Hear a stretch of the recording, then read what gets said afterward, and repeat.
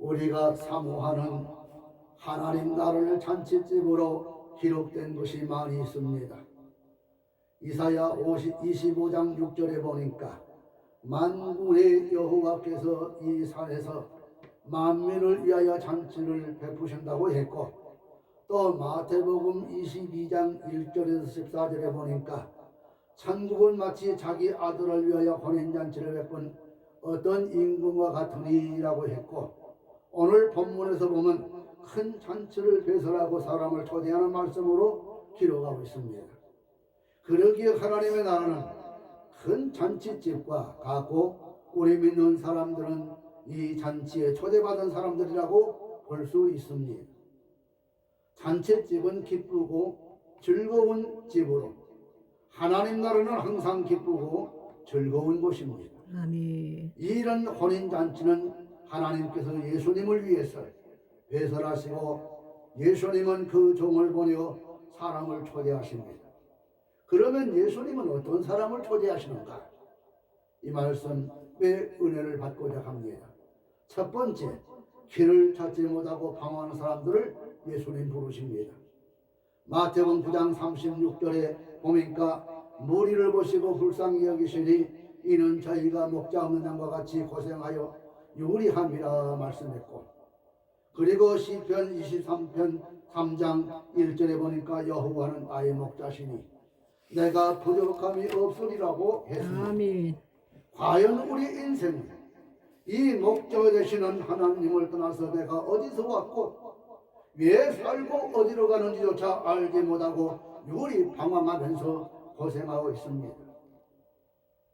오늘 21세기 이 문명이 극도로 발달하여 우리 인생들이 다니는 길도 빨리 왕래하고 있습니다. 육로, 수로, 공로, 심지어 저 달나라까지 가는 길이 확 뚫려 있습니다.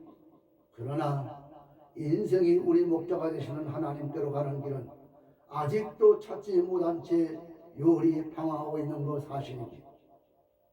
인생은 목자가 되는 하나님을 떠나 왔기에 다시 하나님께로 가는 길을 찾아야만 이 요리 방황하지 않고 안심하고 갈 수 있습니다. 자고로 많은 사람들이 이 길을 찾으려고 지금까지 무단히도 노력을 했지만 결국 찾지 못하고 죽음의 길을 찾아 걸어간 사람들이 되고 있습니다. 그래서 잠언서 14장 12절 이하에 보면 어떤 사람이 겉보기에는 바르나 필경은 사망의 길이라고 했습니다. 예수님은 이 목자 없는 양처럼 고생하며 유리 방황하는 고생들의 길이 되시기 위해서 그렇게 좋은 하나님 나라에서 이 땅에 오셨습니다. 요한복음 14장 6절에 보니까 내가 곧 길이요라고 주님 말씀하셨습니다. 맞습니다. 예수님은 인간이 하나님께 가는 길입니다. 할렐루야. 아멘. 예수님이 오시기 전에는 이 하나님을 아버지라고 부르는 사람이 한 사람도 없습니다. 그러나 예수님은 하나님을 아버지라고 부르셨습니다. 그러므로 하나님은 인류의 목자가 되시고 아버지도 되십니다. 누가복음 15장 11절 이하에 보면 11절 32절까지 보니까 예수님은 하나님 아버지를 떠난 인간상을 당자의 비유로 잘 말씀해 주고 있습니다. 자기 분깃을 나누어 갖고 저 먼 나라에 가서 허랑방탕하여 탕진하고 공경에 빠졌을 때 번득 아버지 집을 생각하고 아버지께 돌아가서 큰 기쁨의 잔치를 배설하고 즐기는 모습을 비유하고 있습니다. 이와 같이 하나님 아버지를 떠난 인간들이 공경에 빠져 고생하고 요리 방황하고 있을 때 하나님은 아버지께로 가는 길을 찾아야 고생 대신 즐겁게 갈 수 있습니다. 예수님은 이 길을 찾지 못하고 방황하는 자들을 부르십니다. 할렐루야. 아멘. 두 번째, 어떤 자를 주님은 부르신가요?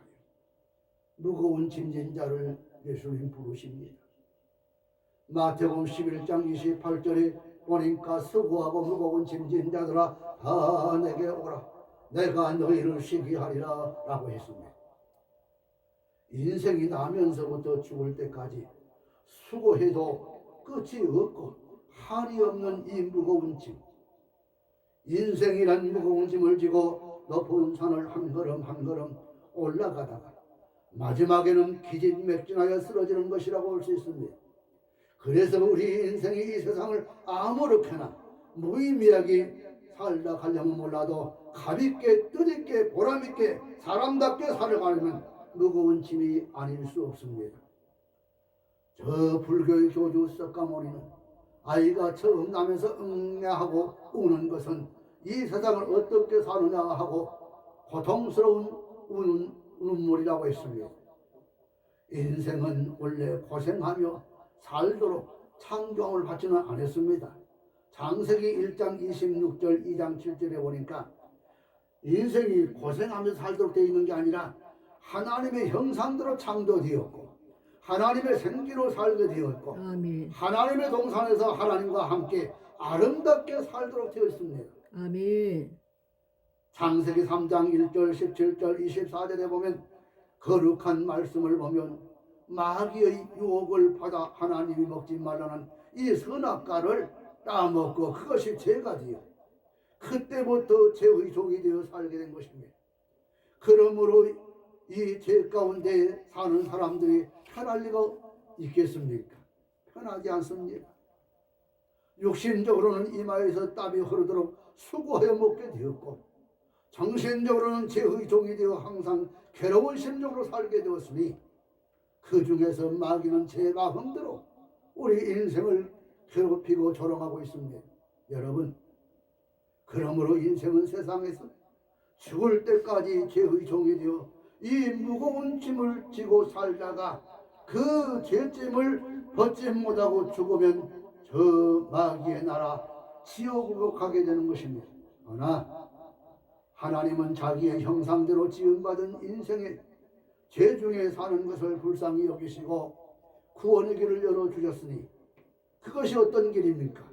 곧 독생자 예수를 이 땅에 보내시어 우리 인생의 죄를 대신 지우시게 하신 것입니다. 이사야 53장 1절 이하에 보면 여호와께서는 우리 무리의 죄악을 그에게 담당시키셨도다라고 하였고 그리고 마태오 1장 21절에 보면 이름을 예수라 하라 이는 그가 자기 백성을 저희 죄에서 구원할 자이심이라 했고 아멘. 로마서 10장 13절에 보면 누구든지 주의 이름을 부르는 자는 구원을 얻으리라 했습니다. 철로 역정에서 보면은 천성을 향해 가는 우리 기독교가 무거운 짐을 지고 가다가 저 십자가 밑에 가서야 그 무거운 짐이 툭 하고 떨어져 버렸습니다. 인생의 이 무거운 죄를 지는 것은 예수님 앞에 와서야 그가 대신 지시는 것이기에 벗어질 수 있습니다. 찬송가 269장 보는 십자가 밑에 나아가 내 짐을 풀었네. 예수님은 이 무거운 짐을 진 자를 오늘도 부르시고 찾아 헤매십니다. 세 번째 어떤 사람을 예수님 부르십니까? 목마른 사람들을 우리 주님은 부르십니다. 요한복음 7장 37절에 누구든지 목마르거든 내게로 와서 마시라 라고 했습니다. 이 무거운 짐을 지고 고생하며 요리 방황하는 자에게 목마르지 않을 수 없는 것입니다. 그렇습니다. 이 세상에는 찾고 또 찾고 찾아봐도 괴로운 것밖에는 더 찾을 길이 없습니다. 그래서 구약 창세기 21장 14절에서 19절에 찾아보면은 영안이 열리지 못한 우리 인간상을 잘 말해주고 있습니다. 그때 아브라함의 소실 하갈은 자기 아들 이스마엘과 물 한 가죽 부대를 어깨에 메고 저 부엘세바 들반으로 내쫓김을 당했습니다. 가죽 부대의 물은 다 떨어지고 들판에도 물이 없습니다. 아들은 기갈로 죽어가려 할 때 하갈은 죽어가는 그 아들을 참아볼 수 없어 방송되고 했다 그랬습니다.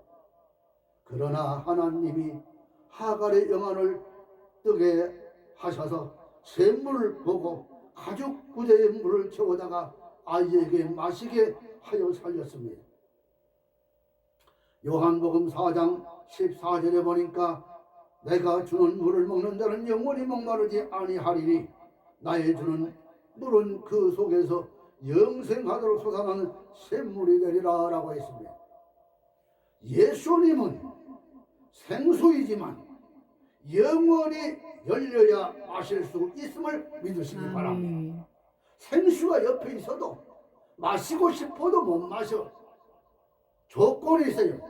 열려야 됩니다. 아멘. 무엇이? 영원. 아멘. 그리고 출애굽기 17장 1절에 6절에 보니까 이스라엘의 수백만 대중이 애굽에서 나와 광야에서 물이 없어 위기에 처해 있을 때 여호와께서 모세에게 호렙산 반석을 쳐서 생수가 솟아나도록 하여 사지에 처했던 이스라엘 백성들을 살리셨던 것입니다. 물이 많으면 많은 줄, 물이 귀한 줄 모르지요. 그렇게 이렇게 비가 많이 왔는데도 강릉 지방에는 물이 없어서 지자체에서 물차들이 연일 물을 실어 날리고 있습니다. 많은 영업직들이 영업을 포기하고 그렇게 여름철 이 장사를 통해서 호황을 누리고자 했지만 어디 사람의 뜻대로 셉니까? 뭐 때문에? 이 물 한 가지 때문에. 물이 있을 때는 물이 귀한지 모르지만 물이 없으니까 물이 귀한 줄 알더라 그 말이에요. 우리 하나님이 무한적 주시는데도 그래도 감사하지 못합니다. 항상 감사하라 그랬는데 조건적 감사가 아니요. 항상 감사를 했는데 그래도 몰라요. 그래서 출애굽기 17장 1절 6절에 보니 이스라엘 수백만 대중이 애굽에 나와서 광야에서 물이 없이 위기에 처해 있을 때 여호와께서 모세에게 호렙산 반석을 쳐서 생수가 솟아나오도록 하여 사지에 처했던 이스라엘 백성을 살리셨던 것을 우리가 볼 수 있습니다. 또 고린도전서 10장 4절에 바울은 이 반석은 그리스도라 말했습니다. 예수는 생수의 근원되나니 그를 믿으면 마시게 됩니다. 할렐루야. 아멘. 아모스 8장 11절에도 보면 기록하기를 세상 끝날에 여호와께서 땅에 기근을 보내리니 양식이 없어 주림이 아니요 물이 없어 기갈이 아니야 여호와의 말씀을 듣지 못함이 기갈이라고 했습니다. 요한복음 1장 14절에 신약에서 예수님은 말씀이 육신이 되어 이 땅에 오셨다고 했습니다. 예수님은 하나님의 말씀이 육신이 되어 이 땅에 오셨으니 아멘. 예수를 믿는 것은 바로 하나님 말씀을 믿는 것입니다. 아멘. 그리고 요한복음 6장 55절에 내 살은 참된 양식이요 내 피는 참된 음료라다 했습니다. 그러므로 예수님은 목말라 방황하는 우리 인생에게 생수를 마시기 하여 지금도 목마른 자들을 찾아 부르심을 믿으시기 바랍니다. 마지막 결론적으로 말씀드리면 예수님은 기쁘고 즐거운 잔치를 오늘 베푸시고 우리 인생들을 초대하고 계십니다. 세상에서 무거운 짐을 지고 갈 바를 알지 못하고 방황하는 자를 우리 주님 부르십니다. 선악과를 따먹고 하나님의 낯을 피하여 동산나무 뒤에 있는 등산나무 뒤에 숨어있는 이 아담에게 아담아 아담아 네가 어디 있느냐 부르시는 하나님의 그 즐거운 동산을 등지고 이 세상에 와서 목말라 헤매는 우리 인생들에게 인생아 인생아 네가 어디 있느냐고 찾아 부르십니다. 그 부르심에 아멘 주여 내가 여기 있나이다 주여 내가 여기 있나이다 라고 두 손 바짝 들고 주님 앞에 돌아오는 여러분 되시기를 주님의 이름으로 축복합니다. 아멘. 기도하시겠습니다. 고마우시고